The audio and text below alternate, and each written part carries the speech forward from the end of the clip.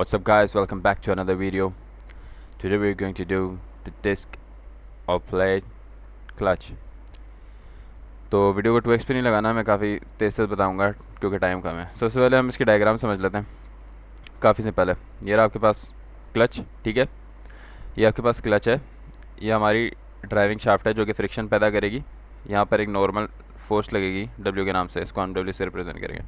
ये आपका fly wheel है एक, सही है। ये आपका फ्लाई व्हील घूम रहा है। फ़र्ज़ करें, समझें आप सिर्फ, ऐसा है नहीं, फ्लाई व्हील एक अलग चीज़ है, डिस्क और ब्रेक अलग चीज़। फ़र्ज़ करें कि आपका व्हील घूम रहा है, सही है, और आपने इस पर लगानी है ब्रेक। तो ये आपका क्लच है गाड़ी का, सही है। ये दो पार्ट होते हैं क्लच के, सिर्फ बीच में से हॉलो है, सही है, और यहाँ से आपने इसको सिस्टम दिए, प्रेशर देंगे, तो यहाँ से दो प्रेशर लगेंगे, सही है। और ये दो इस फ्लाई व्हील को ये दोनों प्रेशर जाके दबा देंगे, और यहाँ पर जो पीछे शाफ्ट लगी हुई है, यहाँ पे फ्रिक्शन जनरेट होगा। तो यहाँ पर एक फ्रिक्शन फोर्स जनरेट होगी, सही है, फ्रिक्शन फोर्स, और ये नॉर्मल फोर्स है, सही है। और फ्रिक्शन किसके बराबर होती है? Normal mu into normal force. यहाँ पे हमने W से रिप्रेजेंट किया, सही है। तो ये छोटी सी एक डायग्राम है, यहाँ से हम डेरिवेशन स्टार्ट करते हैं इसकी। ये रहा आपका क्लच, सही है, ये आपका फ्लाई व्हील है। हमने यहाँ पे डायग्राम जो है वो उल्टी बनाई हुई है। हम यहाँ से P लगा रहे हैं, सही है। मैंने बोला था अंदर से हॉलो है, ये साइड से इस तरह की दिखेगी, सही है। यहाँ से अंदर से हॉलो है, तो यहाँ से हॉलो है, दो प्रेशर लग रहे हैं यहाँ पर, और नीचे वेट यूँ करके लग रहा है, सही है। ये है यूँ करके डायग्राम, अगर आप गौर से देखें, सही है। तो ये दोनों चीज़ें इस पर प्रेशर लगाएंगी, जिसकी वजह से चिपकेगा, और यहाँ पे फ्लाई व्हील आहिस्ता आहिस्ता रुक जाएगा। तो यहाँ पर क्या सीन है, हमारे पास दो तरह के डेरिवेशन है इसकी। एक आपके पास आ जाती है यूनिफॉर्म प्रेशर थ्योरी, और दूसरी आपके पास आती है uniform where theory. Pressure theory में क्या है, आपको एक न्यूमेरिकल दिया होगा, आपको बताया जाएगा कि भाई यूनिफॉर्म प्रेशर थ्योरी से सॉल्व करो या वेयर से सॉल्व करो। प्रेशर में कुछ भी फ़र्क नहीं है, दोनों में फ़र्क सिर्फ इतना है, आर का फार्मूला चेंज होता है, हर चीज़ सेम रहेगी। बस आपका यूनिफॉर्म प्रेशर थ्योरी में आर की वैल्यू ये हो जाएगी R1³ माइनस R2³ अपॉन 3, और ये भी आता है उसमें, और 2/3 ये रही आर की वैल्यू, सॉरी, ये बन जाती है। बाकी सब सेम रहता है। जबकि यूनिफॉर्म एक्सियल वेयर, जो वेयर थ्योरी है आपकी, उसमें आर की वैल्यू क्या होगी, उसमें आपकी आर की वैल्यू बनेगी R1 प्लस R2 अपॉन 2। तो ये आसान है, सही। आपको बस ये याद रखना है कि एक्सियल की कौन सी है और उसकी कौन सी वैल्यू है, और आप न्यूमेरिकल आराम से सॉल्व करेंगे। अगर आया न्यूमेरिकल, मुझे पता नहीं इसका आ भी रहा है या नहीं आ रहा। तो इसकी डेरिवेशन स्टार्ट करते हैं डायरेक्ट। ये हमारा एक हॉलो सिलेंडर है। हॉलो सिलेंडर के लिए हम जब रेडियस की बात करेंगे या एरिया की बात करेंगे, एरिया हमारा क्या होता है, πr² होता है। लेकिन हॉलो सिलेंडर के लिए हम अंदर का एरिया माइनस कर देंगे उसको, तो ये बन जाएगा πr। Total area, total radius है R1², वरना हम R2 माइनस R1 करते हैं, सही है। तो हम टोटल में से सिर्फ अंदर वाला माइनस करेंगे, माइनस R2²। ये हॉलो के लिए एरिया बनेगा। तो ये मैंने ऊपर ऊपर से बताया, अब हम इसको सॉल्व करेंगे। सबसे पहले हम बात करेंगे किसकी, प्लेट क्लच नॉर्मल, मेरे ख्याल से नॉर्मल वेयर थ्योरी बात करेंगे। पहले हम यहाँ बेसिक बता दिए कि T आपकी टॉर्क है, P आपकी प्रेशर है, R2 external and internal radio है, R1 और R2, और कैपिटल R जो है वो मीन रेडियस है आपका, सही है। और ये कोफिशिएंट ऑफ फ्रिक्शन आ गया। अब हमारा एरिया क्या बनता है, हमारा एरिया होता है लेंथ इनटू ब्रेथ, सही है। और एक सर्कल की लेंथ क्या होती है, सर्कमफेरेंस होता है। Circumference of a circle is 2πr, सही है। और उसकी जो ब्रेथ है वो dr है। हमने यहाँ पे इसका एक सेलेक्टिव रिंग सेलेक्ट किया है।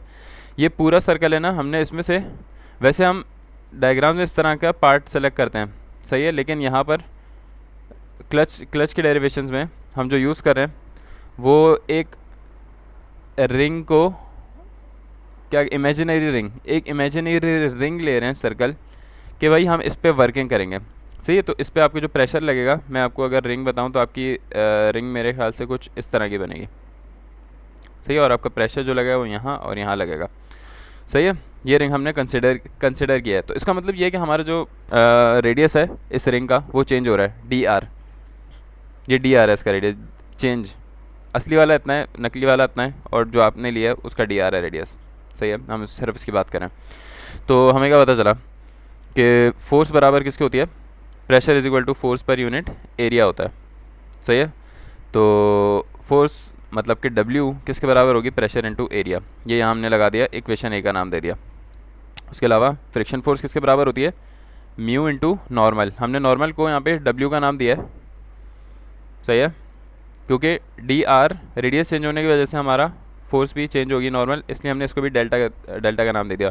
और इसकी वजह से हमारी फ्रिक्शन फोर्स भी चेंज हो जाएगी, इसलिए भी हमने उसको डेल्टा फ्रिक्शन फोर्स बोल दिया। ये बहुत सिंपल चीज़ है, सही है। यहाँ पे हमने एरिया पावर के फॉर्मूले रखा, फोर्स निकाल ली, फोर्स का फार्मूला इसमें रखा तो फ्रिक्शनल फोर्स आ गई। आगे क्या करते हैं, हम W की वैल्यू डाल दी और ये इक्वेशन बन जाती है हमारे पास। उसके बाद क्या करें कि टॉर्क बराबर होता है F इंटू आर के, सही है। और F ये रहा हमारा, F की हमने वैल्यू रखी, R ये रहा, आर स्क्वायर बन गया। काफ़ी सिंपल है, इक्वेशन 1 बन गई। अब क्या करें कि ये निकालने के बाद, ये सिर्फ बेसिक है, अब हमारे पास दो आती हैं, uniform pressure and uniform axial where theory.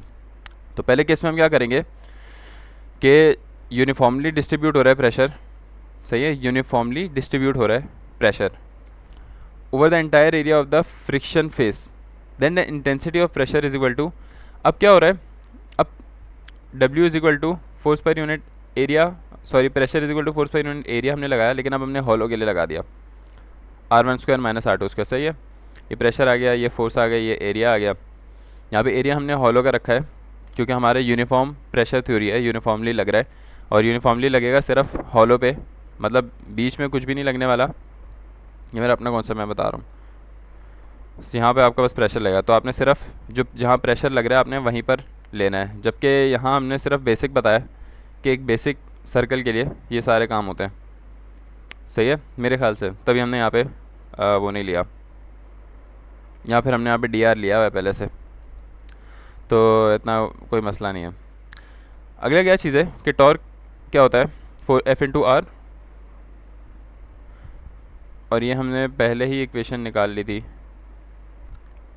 F into are वाली, ऊपर कहाँ गई,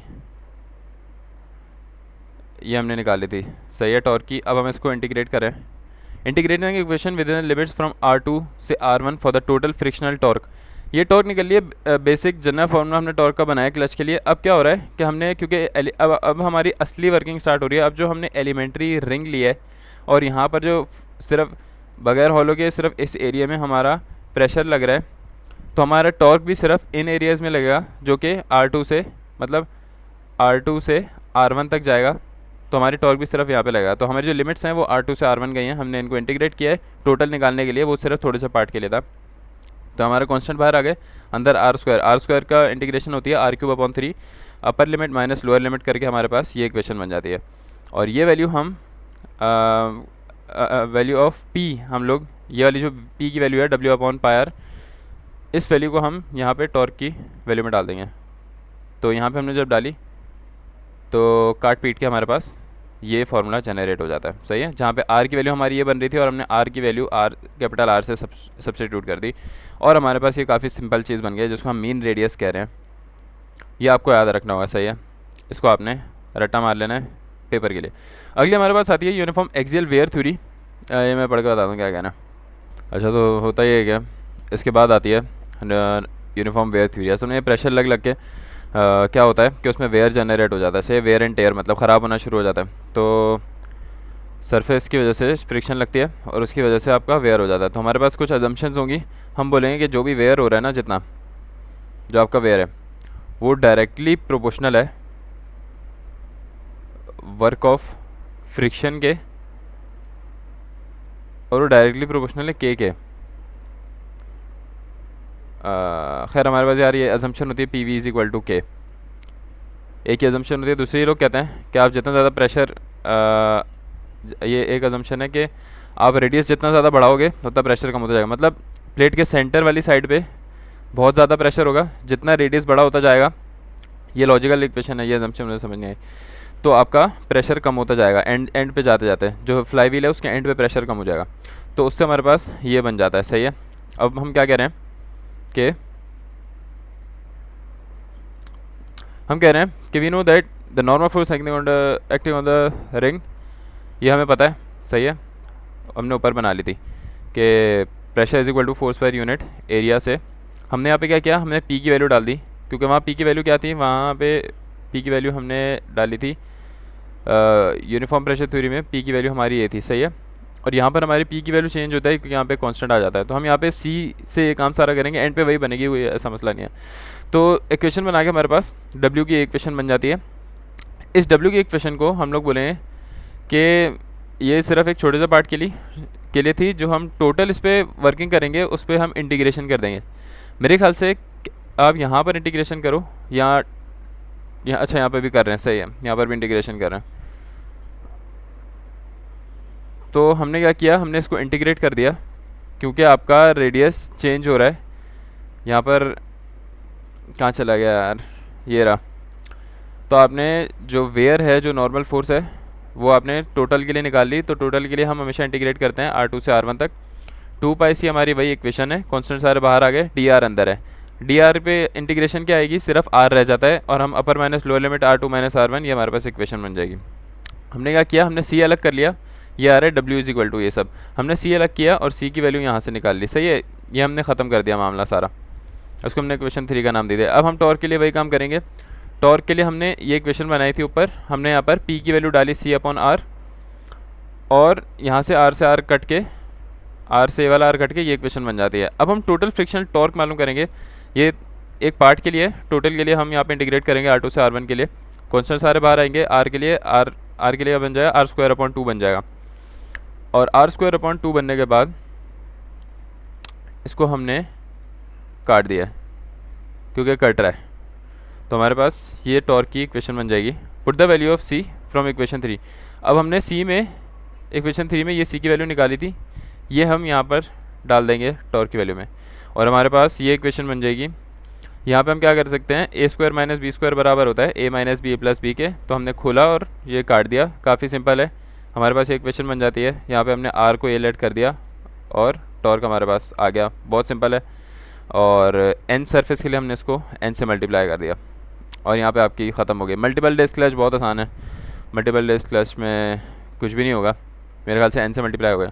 कि मल्टीपल डेज क्लच में ये होगा कि जो आपका ये फार्मूला बन रहा है ना, यहाँ पर सिर्फ n की वैल्यू चेंज हो जाएगी क्योंकि एक से ज़्यादा क्लच आएंगे। तो सरफेस और क्लच में फ़र्क है, सही है, नंबर ऑफ़ सरफेस अलग है।